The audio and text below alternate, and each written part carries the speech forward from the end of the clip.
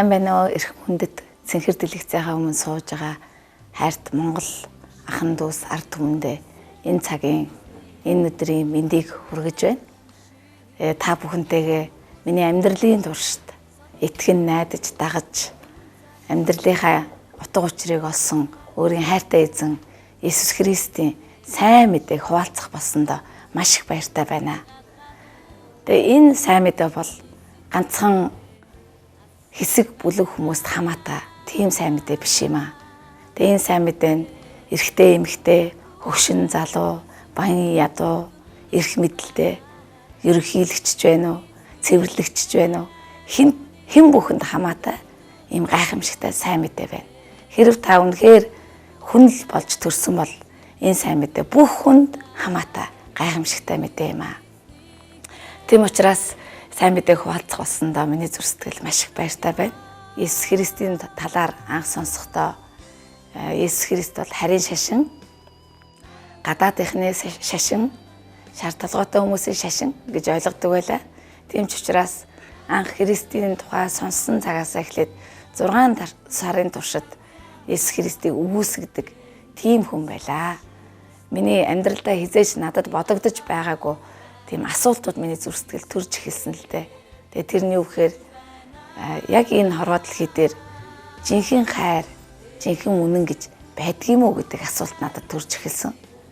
Тэгээ хоёр дахь асуулт нь болохоор хүний амьдрал хүн үнэхээр яг өөрчлөгдөж болох уу, өөрчлөгдөж чадах уу гэдэг. Яг энэ хоёр асуулт миний зүрх сэтгэлд байнга төрж байсан. Тэгээ би яг өөрийнхөө хувьд, хувь хүний хувьд энэ асуултанда хариулахыг хичээсэн л дээ. Тэгээд энэ хариулт маань юу болсон гэхээр үгүй гэдэг хариултанд хүрсэн байна.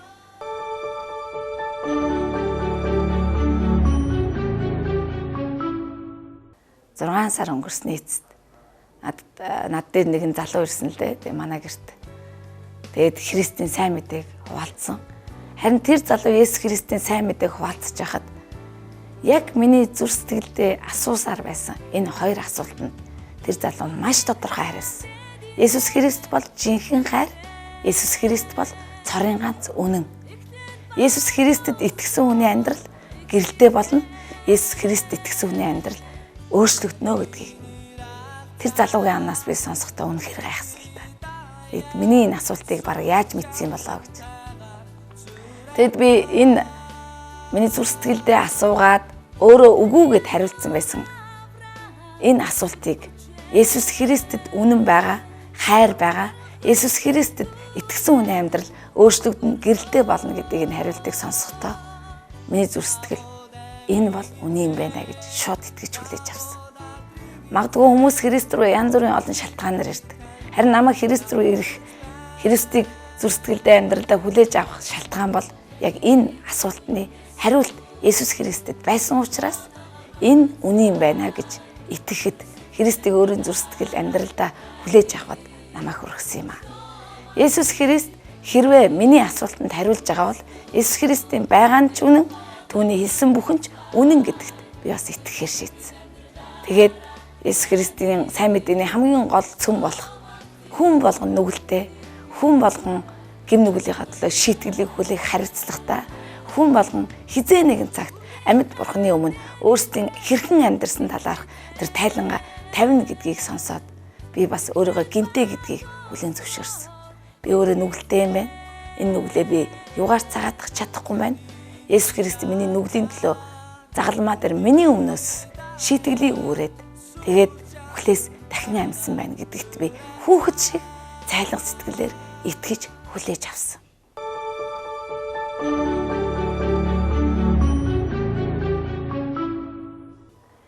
Тэгээ энэ сайн мэдээг сонсож байгаа таны гэр бүлд яг л надтай адилхан заримд нь надаас илүү асуудал бэрхшээлүүд тулгарч исэн баг. Хүн болгоны амьдралд ийм асуудал бэрхшээл байдаг. Гэхдээ Иесус Христ ирэх шалтгаан заавал бид асуудалтай учраас биш. Иесус Христ бидний биднийг түүнийг амьдралдаа хүлээж авсан аваагүй тэр бол эзэн хിവэрэ байдаг. Гэхдээ Есүс Христийн энэ дэлхийд ирсэн цорын ганц шалтгаан нь бол танд надад хайртай учраас таныг биднийг өөрийн бүтээгч бурхан, өөрийн авралын бурхнаа таньж мэдхгүйгээр бурхангүйгээр битгий зов зүдрээсээ өөрөө энэ амьдралын хүнд ачааг бүрээсээ гэсэн энэ хайрын зүр сэтгэлээс бас нэг цорын ганц маш хүчрэг шалтгаан бол түүнийг мэдхгүйгээс болоод бид энэ амьдралдаа явж дуусаад эцэст нь бид мөнхийн там гэдэг тэр аимшигтай тэр галд шатах аюул бидэнд нүүрлж байгаа учраас Есүс Христ энэ аюулаас энэ мөнхөд шатах энэ тамаас биднийг аврахын тулд бидний төлөө, бидний нүглийн төлөө загалмаа дээр өөрийнхөө амийг өргөхөөр ирсэн. Тэгээ та бүхэн бодож байгаа. Яагаад Есүс Христ заавал загалмаа дээр цовдлогдох ёстой байсан бэ гэж? Хүн болгонд нүгэлтэй гэдгийг Библийн судрын Ром 6 дугаар бүлгийн 23 дугаар ишлэлээр учир нь нүглийн үнс бол үхэл гэж хэлсэн. Энэ дэлхий дээр гэмгэн хүн нэг ч байхгүй. Сайн муу, баян ядуу, хоосон, хөгшин залуу, хүүхэд хүртэл. Бид нар жоохон хүүхдүүдийг хардаг тийм ээ. Жоохон хүүхдүүдийг хөвлэгээс төрөөд 1 нас, 2 нас ярьдаг болоод эхлэнгууд хинч хизээч зааж өгөөгүй байхад тэд худлаа хэлж эхэлдэг, хуурч эхэлдэг, бэхэлж эхэлдэг. Тийм болохоор гин нүгэл гэдэг энэ биднийг амьд бурхнаас тусгаарлсан энэ аимшигтай зүйл биднийг эхийн эвлээд байхаас бидний бүр цус маханд шингэсэн байдаг. Тэгээ энэ нь бидний бүр төрхөөс ахуулаад бид гин нүгэл дотроо төрдөг.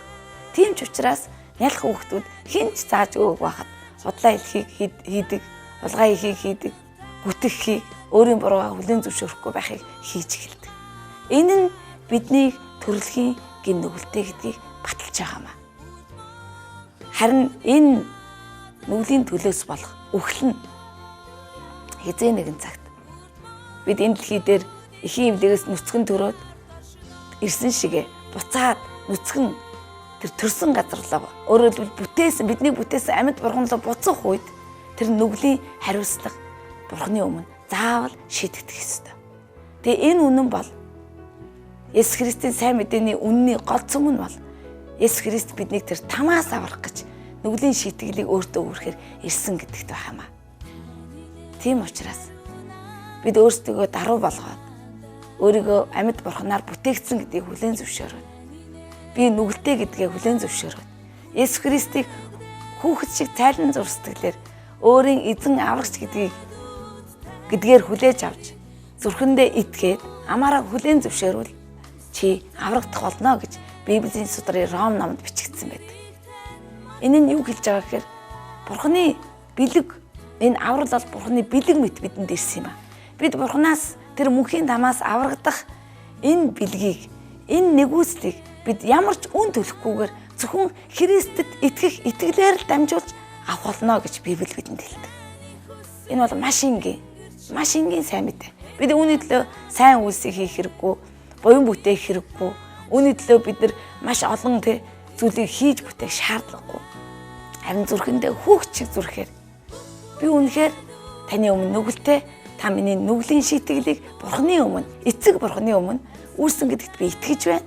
Есүс Христ та миний зүр сэтгэл, миний амьдралд орж ирээд миний эзэн болооч гэж энгийнээр даруугаар зүр сэтгэлээсээ түүнд хэлэх үед та тэр мөчөд аврагдах болно. Энэ бол маш гайхамшигтай. Бид нар салхи хаанаас ирээд хаашаа буцдгийг мэддэггүй. Гэхдээ аврал бол яг үнтэй адилхан. Бид зүгээр л амаараа хүлээн зөвшөөрөөд Есүсийг эзэн гэж тунхаглах юм бол бидний амьдрал яг тэр мөчөд аврал нь нэрдэг. Бид үүнийг гараараа барьж нүдэрээ харж чадахгүй. Гэхдээ зүр сэтгэлдээ үүнийг хийснээрээ бид сүнслэг ертөнцид бурханы өмнө бид аль хэдийн авралыг авсан бас бидний нэр амийн номонд бичигдсэн гэх ийм гайхамшигтай авралын баталгаа тэнгэрт бий болдог юм аа. Тэгээ үүнийг бид итгэлээрээ л хийж чадна. Есүс Христэд бид нар итгэлээрээ аврагдана гэж би түрүүнд дурдсан. Есүс Христээр дамжин ирж байгаа энэ мөнх ам бол бурхан эцгээс бидэнд өгөгдсөн бэлэг юм аа.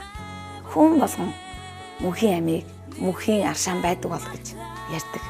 Гэхдээ энэ бодиттой байгаамаа. Энэ бол үлгэр домог биш.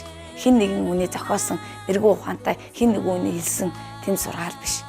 Энэ бол цорын ганц амьд бурханы үг бөгөөд түүний хүүд итгэгчид аврал байдаг. Энэ бол гайхамшигтай, хизээч өөрчлөгдөшгүй баттай үнэн юм аа.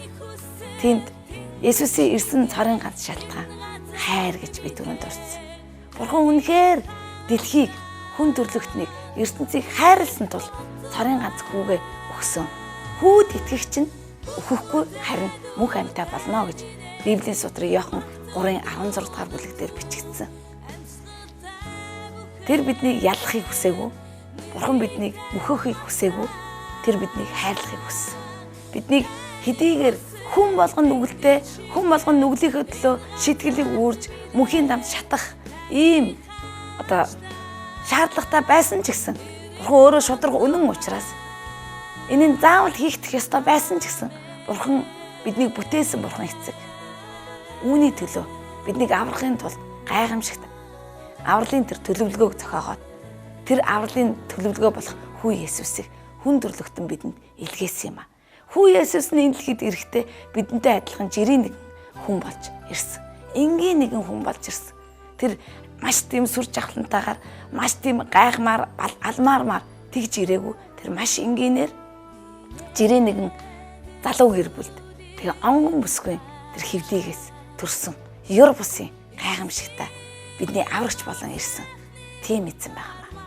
Харин Есүс Христ биднийг зүрстгэлдээ түүнийг хүлээж авсан цаг мөчөөс ахуулаад түүн рүү очих хүртэлх бүх энэ цаг хугацаанд хэрхэн түүний хаанчлал дотор, хэрхэн түүний сайн мэдээ, хэрхэн түүний зөвхт байдал дотор, хэрхэн эргэн тойрон хүмүүсээ Есүсийн хайраар хайрлахыг, хэрхэн Есүс бусдыг хайрлсан шиг хайрлахыг, Есүс хэрхэн бусдыг уучлсан шиг уучлахыг, хэрхэн Есүс тэр сул дорой ядуу, гэмтээ, нүгэлтэй тэр бузар хүмүүсийг хайрлсан шиг хайрлахыг бидэнд зааж сургадаг. Тэгээ энэ нь хэрвээ бидний амьдралд байхгүйсэн бол бидний Есүс Христ итгэсэн шалтгаан, утга учир, үнц нь байхгүй байх юм аа. Есүст итгэгч хүний амьдрал Есүс энэ дэлхий дээр байхдаа хэрхэн амьдрсан шиг амьдрахад оршиж байгаа юм. Есүс Христийг дагалдагч хүний амьдрал Есүс яг юу хийж исэн? Есүс юу ярьж исэн? Есүс хэрхэн амьдарч байсныг түүн шиг бас түүнээс ч илүүгээр харуулхад оршиж байгаа юм аа. Есүс бол үнэхээр үнэн. Тийм учраас Есүс итгэгч хүмүүсийн амьдрал яг түүний хийсэнчлэн байхыг хичээж үйлдэж амьдардаг.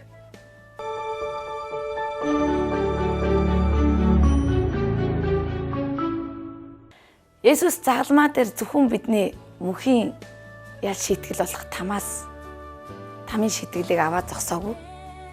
Есүс загалмаа дээр бидний бүх өвчнийг өөртөө авсан. Есүс загалмаа дээр бидний бүх хараалыг өөртөө авсан. Есүс загалмаа дээр бидний бүх ичгүүрийг авсан. Бүх сул дорой байдлыг Есүс өөртөө авсан.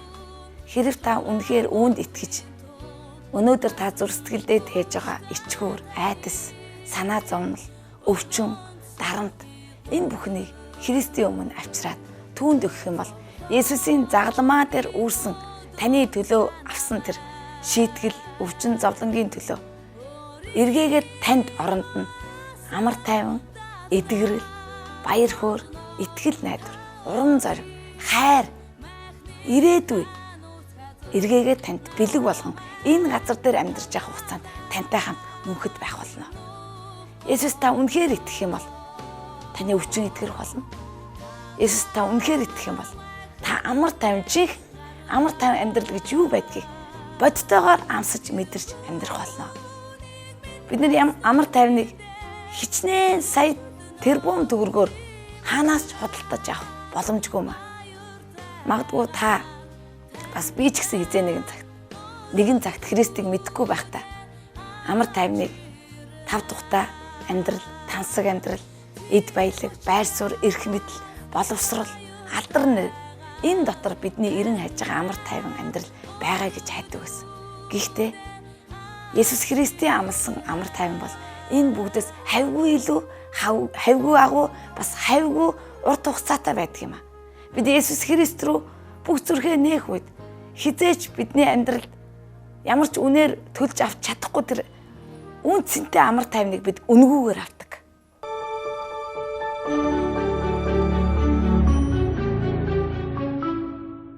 Есүс Христ хэлэхдээ хүн дарамт үүрж зовлонд унсан хүмүүсээ над руу ирэхтэн би та нарт амралтыг өгье гэдэг. Бид нар амралтыг ямар нэгэн үн төлөө сайхан амралтын газар юм уу тав дахьта тансаг орчинд бид амарна гэдэг. Энэ амралт бол бидэнд биеийн амралтыг өгч чадна. Харин бидний сэтгэлийн, бидний зүрх сэтгэлийн, бидний оюун санааны амралтыг бид нар зөвхөн Есүс Христээс л олж авна. Бидний зүрх сэтгэл өвдсөн тэр өвдөлтийг бид зөвхөн Есүс Христээс эдгэрлийг авч чадна. Бид нар зүрх сэтгэлээ, бидний зүрх махан биеийн зүрх өвдөх үед бид нар эмчид очиад зүрхний юм уугаад идгэж болно. Харин бидний зүрх сэтгэл өвдсөн үед бид ямар ч юм, ямар ч тариа уугаад үнийг идгэх боломжгүй. Харин Есүс Христ амласан. Би та нарын зүрхэнд, би та нарын сэтгэл тэр амар тайвныг, тэр эдгэрлийг, ирээдүйг, жинхэнэ баяр хөөргийг өгөхийг хүсэж байна гэсэн. Тэнд та Есүс рүү ирээрэй. Есүс рүү ирээд бүх зүрх сэтгэлээ үнэхээр нээгээд ирэх юм бол та яг одоо ч гэсэн авралыг авах боломжтой. Яг одоо та байгаа газараа Есүс Христийн сайн мэдээг, Есүс Христийн авралыг тэр ямар ч үнээр төлж авч чадахгүй энэ мөнхийн аймын бэлгийг та яг одоо байгаа газараас энэ мөчөд авах бүрэн боломжтой гэдгийг би танд баталж чадна. Тийм учраас би таныг үнэхээр уриалж байна. Есүс Христ рүү зүрх сэтгэлээ нэгээр. Энэ бол шашин биш. Энэ бол зүгээр хэн нэгэн зарим нэг бүлэг хүмүүст хамаатай шашин биш. Бид ямар нэгэн шашныг дэлгэрүүлж шашинд та итгэж гэж ятгаж байгаа зүйл биш. Энд нялх хүүхдэд ч хамаатай, ерөнхийлөгч та сонсож байгаа бол ерөнхийлөгч танд ч хамаатай. Та ямар ч эрх мэдэлтэй, ямар ч байр суурьтай, ямар ч та агуу хүн байсан ч гэсэн танд аврал хэрэгтэй. Та хожим өхлийн өмнө ирэхэд та эрх мэдэл, эд баялаг, нэр алдраараа мөнхийн амийг худалдаж авч чадахгүй. Таны энэ дэлхий дээр байх хугацаанд олж авсан энэ бүх сайн сайхан хизээч танд мөнхийн амьдралыг өгч чадахгүй маа. Харин мөнхийн амийг Есүс Христ л өгч чадна. Есүс Христийн нэрэнд л мөнхийн ам байдаг. Тийм учраас бид нар өнөөдөр дэлхийд амьдарч байгаа хугацаанд өөрсдөө олж авсан нэр алдар, баялаг, алдар нэр энэ бүх зүйлээр бид энэ газар дээр байх хугацаанд магадгүй таны биеийн амьдралд, махан биеийн амьдралд сайн сайхан байж болно. Гэхдээ хожим та Бурхны өмнө ирэхэд энэ нь таныг тамаас аварч чадахгүй юм аа. Монгол бүх хүнд бас Бурхны зүрх сэтгэл бүх хүн аврагдаасаа гэдэг энэ хүслийн дагуу. Тэгээ энэ зүрх сэтгэл бас миний хүсэл болсон учраас үнэхээр хайр дотор ятгах байна. Та аврал руу ирээрэй. Тэгэх юм бол таны амьдрал гэрэлтэй болно. Таны амьдрал найдвартай болно. Таны амьдрал утга учиртай болно. Та юуны төлөө ажиллаад, юуны төлөө энэ дэлхийд ирээд хаашаа явж байгаагаа мэдэх болно. Та юуны төлөө төрөөд, юуны төлөө мэрэгжил боловсролыг эзэмшээд энэ бүх зүйлийг бүтээсний эцэст энэ бүхэн юунд хэрэгтэй юм, хинт хэрэгтэй юм бэ гэдгийг та мэдхийг хүсэж байгаа бол Есүс Христ дотор ирээрэй. Бидний энэ дэлхийд төрсөн зорилготой. Бидний энэ дэлхийд төрөөд хийж байгаа бүх зүйл зорилготой. Гэхдээ энэ бүх зүйл нь та Христийг мэдхгүйгээр, Есүс Христийг таньж мэдхгүйгээр хийж байгаа бол энэ нь зүгээр л сүрэл мэт хожим Бурхны өмнө таны ажил шалгагдах үед шатах болно. Энэ бол итгэмжт үнэн, энэ бол өөрчлөгдөшгүй, хөдлөшгүй үнэн. Есүс Христийг та хүлээн зөвшөөрсөн ч, хүлээн зөвшөөрөөгүй ч, эсэргүүцсэн ч, та хичнээн үгүй гэж хэлсэн ч Есүс Христ өчигдөрч, өнөөдөрч үрд мөхөд хിവэр. Есүс Христийн сайн мэдээний тэр гол цөм таныг хайрлсан хайр гэдгийг би хэлмээр байна. Есүс танд хайртай. Та магадгүй өөрийгөө энэ дэлхий дээр ганцаардсан, хинт ч хэрэггүй, орхигдсон нэгэн гэж бодож байгаа бол тийм биш юм аа. Есүс танд хайртай. Есүс таны төлөө загалмаа дээр амиа өгсөн. Есүс таны нүглийн шитгэлийг хүрсэн. Тийм учраас Есүсийг өөрийн эзэн болгон хүлээж аваасаа гэдгийг би дахин та бүхэндээ уриалмаар байна.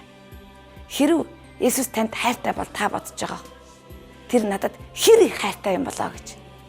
Тэгээ би танд хариулмаар байна. Тэр таны төлөө амиа өгтлөө хайрлсан юм аа. Ийм их хайртай. Өнөөдөр хэн нэгэн хүн таны төлөө амиа өгье гэж хэлсэн үү? Магадгүй амиа өгч магадгүй юм. Сайн найзахад л. Гэхдээ таны нүглийн төлөө таныг тамаас аврах энэ шалтгаанаар хинч хизээж таны өмнөөс, миний өмнөөс амиа өгч чадахгүй. Тийм учраас Есүсийг та бодохдоо надад хэр их хайртай вэ гэж та үнэхээр мэдхийг хүсэж байгаа бол тэр таны төлөө амиа өгтлөө хайрсан.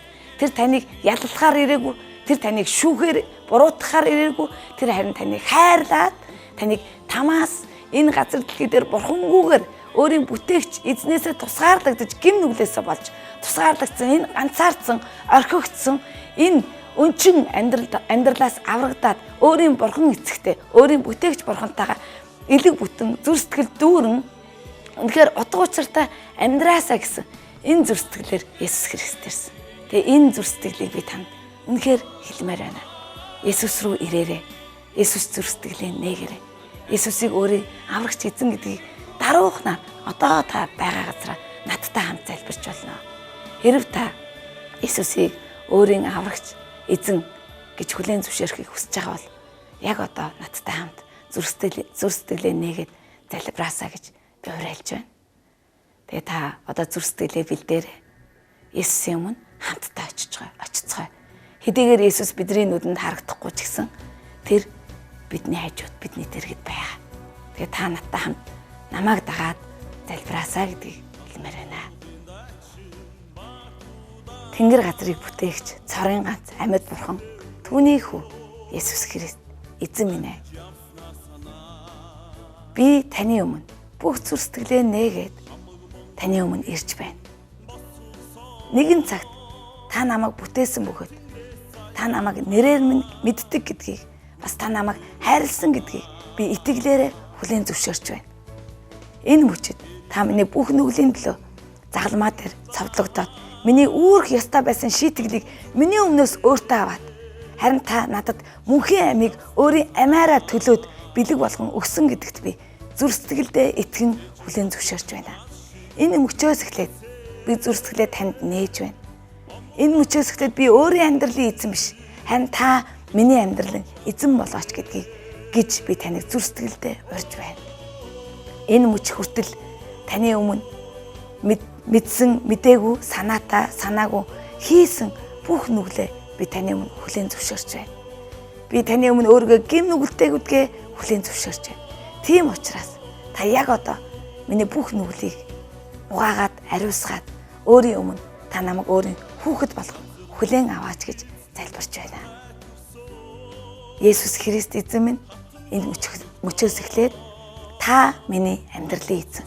Би өөрийн эзэн биш. Та миний зүр сэтгэл, миний бүхэл амьдралын эзэн гэдгийг би амаараа хүлээн зөвшөөрч зүрхэндээ тунгаглаж байна. Есүс Христ таны агуу хүчрхэг нэрээр залбирлаа. Амен.